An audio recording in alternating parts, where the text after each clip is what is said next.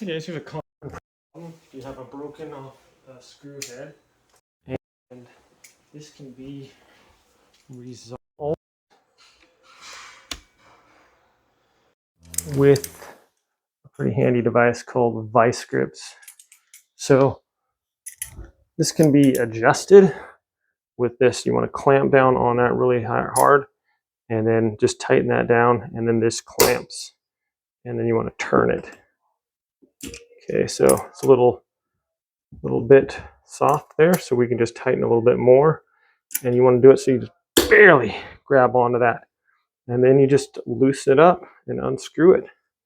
So vice grips are super handy.